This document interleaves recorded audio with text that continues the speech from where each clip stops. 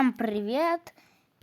С вами я, Мишка Плей, и мы сегодня будем играть в Майнкрафт, и я покажу, как сделать очень быстро нормальный камин. Ставим вот так липкие поршни. Вот здесь ставим камень нижнего края, а здесь песок душ. Потом вот сюда раздатчик ставим и ложим в него зажигалку. Потом делаем вот такую конструкцию, ставим вот сюда кремень и подсоединяем его к раздатчику. Потом ставим вот так рычаги.